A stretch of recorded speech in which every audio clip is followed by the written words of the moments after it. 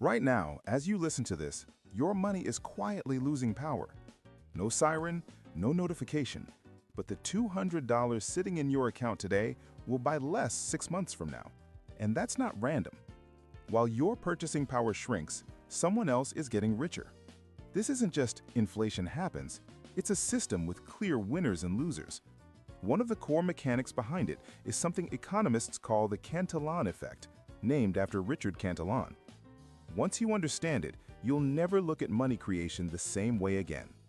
Most people think inflation is like bad weather. It shows up, hits everyone the same, then goes away. But money doesn't behave like rain. It doesn't fall evenly from the sky. It enters the economy in a specific sequence, and that sequence decides who builds wealth and who ends up running after rising prices. To see how, we go back almost 300 years. In the early 1700s, Richard Cantillon asked a question almost nobody else was asking. When new money is created, who gets it first? His answer explains a lot of what you see today. Why billionaire wealth exploded after the 2008 crisis, while ordinary families lost homes and savings. Why your savings account barely moves while stocks and real estate hit all-time highs. Cantillon's insight was simple and brutal. Those who receive new money first gain the most. Those who receive it last pay the cost. And in a digital central bank world, that effect is stronger than ever. Fast forward to 2020. A global pandemic hits, markets panic, governments shut down parts of the economy. Central banks step in and say, we're going to inject trillions to stabilize the system. But those trillions don't just appear in everyone's account. They follow a pipeline. Step 1. The money shows up on the balance sheets of major financial institutions, big banks and big players. At that exact moment, everyday prices haven't moved yet. Homes are still listed at $300,000, cars are still $30,000, stocks are still priced for yesterday's reality. But those institutions now sit on brand new money, so they do the rational thing. They deploy it before prices adjust. They buy assets, real estate, stocks, entire businesses, anything that's likely to rise once all that money spreads through the system. Next, the money moves outward, to hedge funds, to corporations, into stock buybacks, into large property deals.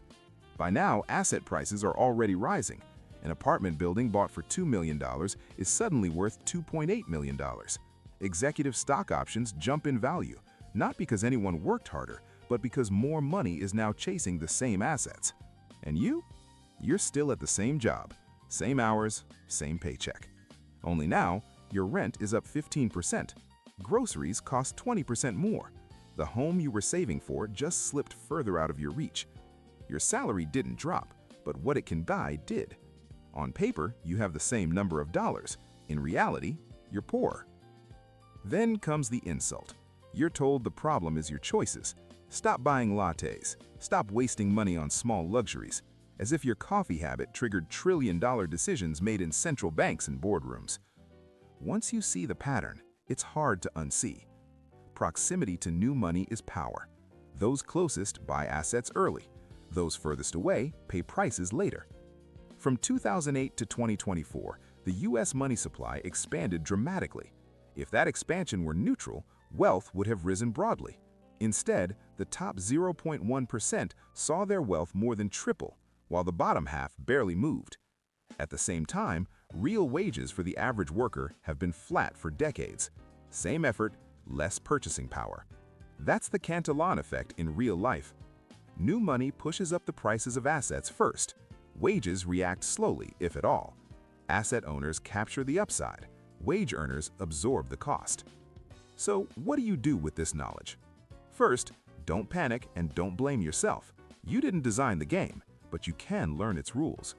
You have to separate income from wealth. A salary is income. It pays the bills. Wealth is ownership of things that hold or grow value as currency weakens. To avoid being crushed by this mechanism, you gradually shift from only trading time to owning productive assets even in small amounts.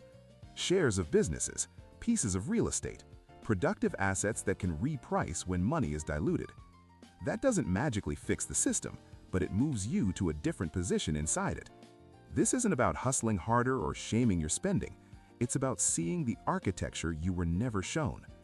Money is not neutral. Every round of stimulus or emergency support quietly redistributes purchasing power, usually upward.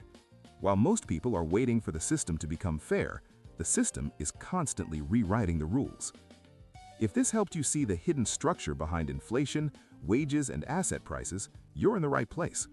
On this channel, we break down how money actually moves, how psychology shapes your financial decisions, and how systems quietly decide who gets ahead. The lessons school never bothered to teach. Subscribe if you want to keep going deeper into the mechanisms of money and power and learn how to position yourself on the right side of these forces. Thanks for watching. I'll see you in the next one.